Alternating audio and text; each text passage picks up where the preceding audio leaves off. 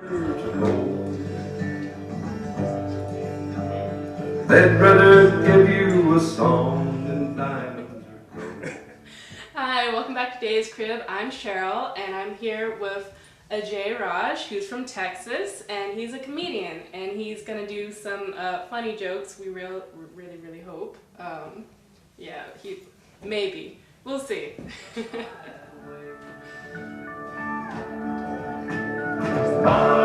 Don't let your babies grow up to be cowboys. Don't learn to pick guitars and rap. So my name's Ajay, like smoking a J. That helps at all. Helps me sometimes. And my last name is Raj, which means king. So it would follow, logically, that I am the king of joints. However, if one's place in the joint kingdom is determined by one's joint rolling skill, I'm really more like the Archduke of joints. People often tell me that I have a beard.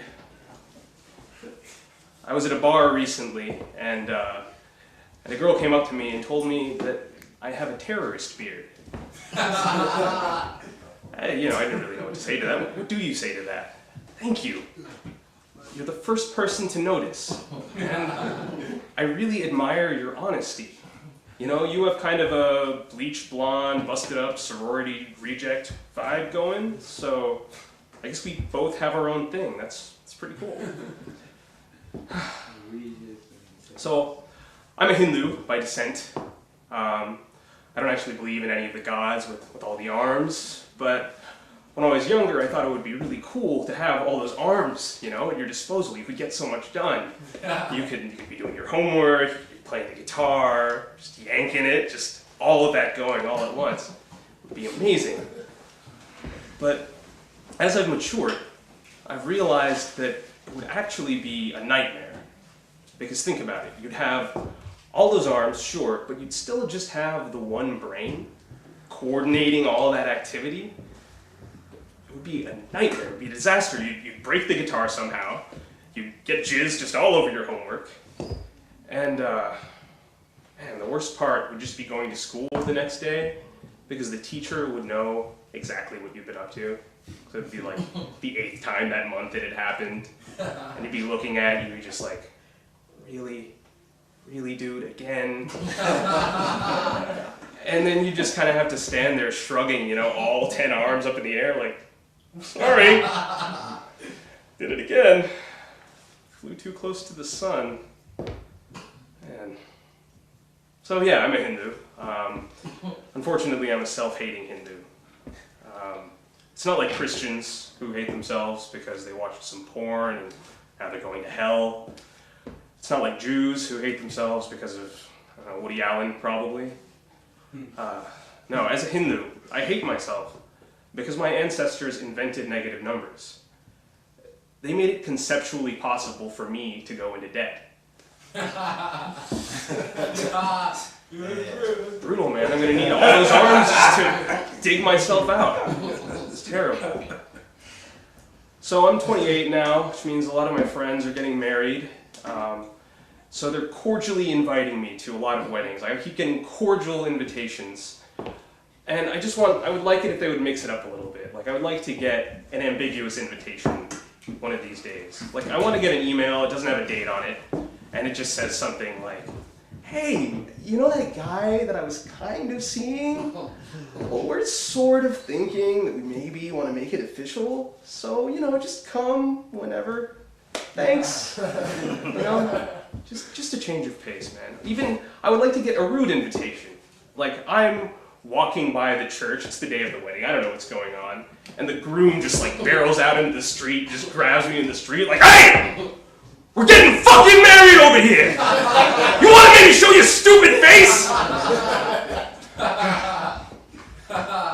Friendly reminders, man, that's another one. Always getting a friendly reminder, your roommate leaves you a note on the fridge, it says, hey, man, we're out of milk, so if you're gonna stop by the store later, if you could pick some up, that would be really cool, thanks.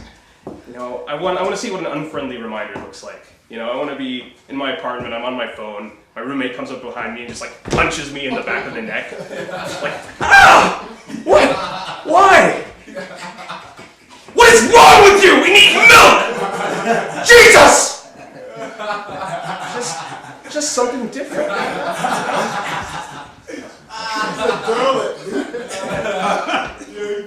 Another thing is people are really casual with their racism nowadays. And I think in this day and age, if you're going to be racist, I would really like you to take the trouble to be formal about it. So instead of me like walking down the street, someone's like, "Hey, Doomcoon, go fuck yourself." You know? I want you to send a telegram to my door. I want to open the door and there's a guy in a tuxedo and he's got an envelope from one of those cordial invitations, right? And he opens it up. It says, "Most esteemed sir, it has occurred to me that you are of the, shall we say, minority persuasion, and I don't care for it one bit. Please fornicate with yourself at your earliest convenience. Sincerely, a racist." You know, just show some class. So I was Skyping with my family recently, and they hadn't seen my face in a few months, because I'm a horrible son. And my mom was really surprised that I had this beard. She didn't really know what to make of it.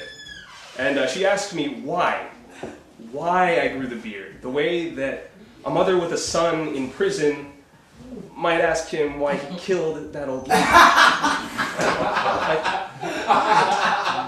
Why did you do it? And I didn't really know what to say to that. What, I don't like shaving? Well, I don't know what to tell you. So I said that I grew it to scare white people. And yeah, obviously she was taken aghast by that as well. She said, why do you want to scare white people? I said, because I hate white people. And then my sister chimed in at that point. She said, some of your best friends are white. And it dawned on me, that was the first time that I ever felt like a racist. Alright, that's my set. Thanks folks, you've been great. Good night.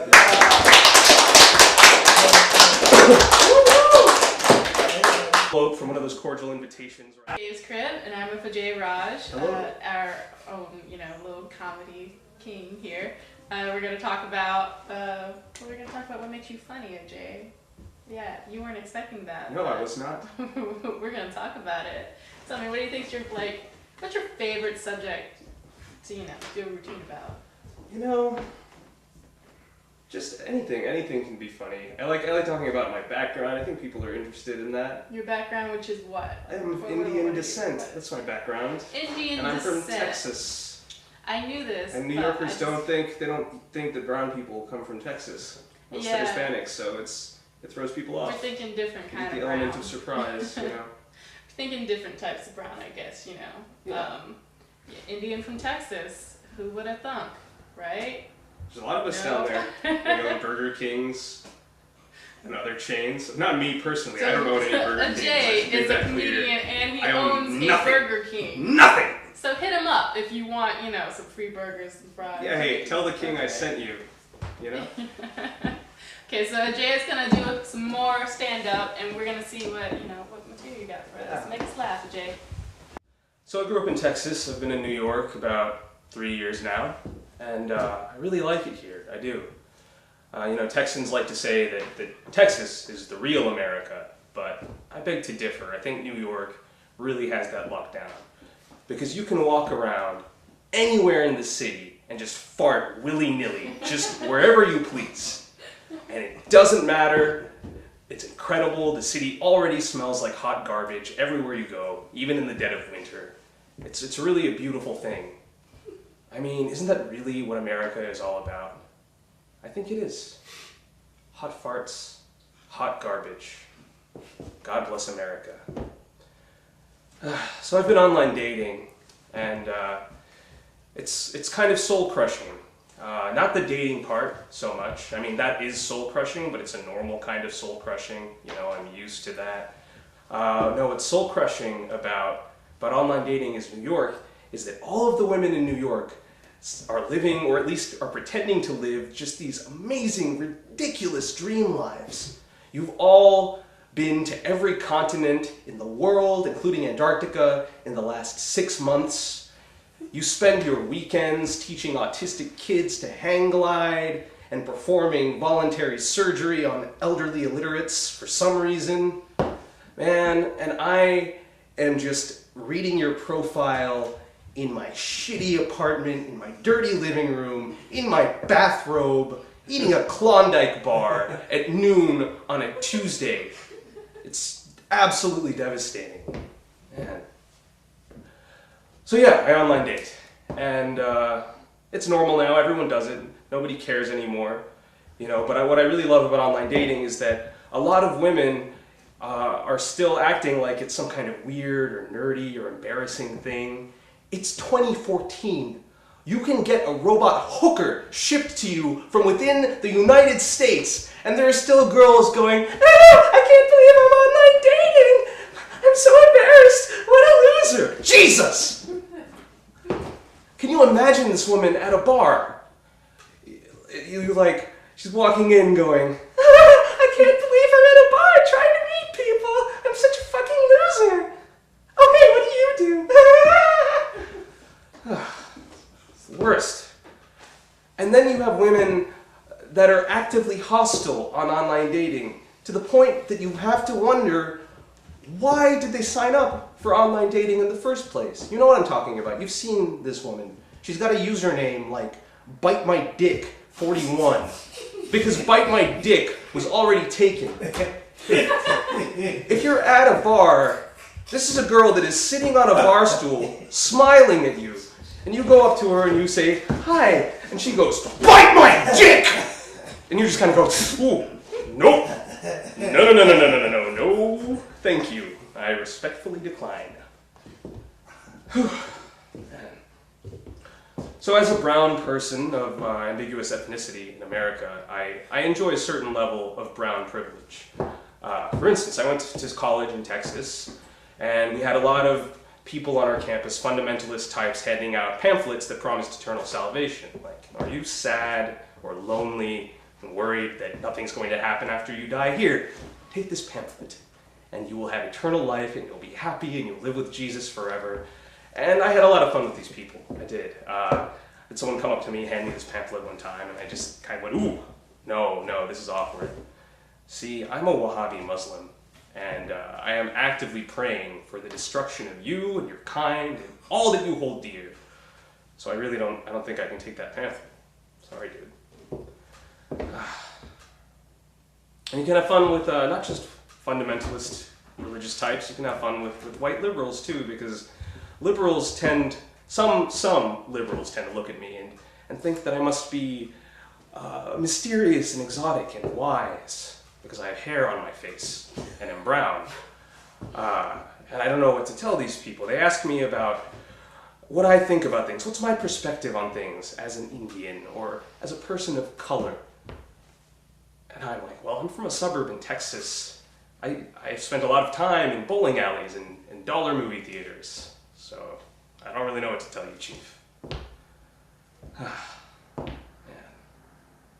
I was at a bar recently, and it has an outdoor patio area. You know, it was a nice day out, so of course there was nowhere to sit, and a table opened up. So I went and sat down at the table, and this white girl came over, and she said, "Oh no, excuse me, I was saving that table."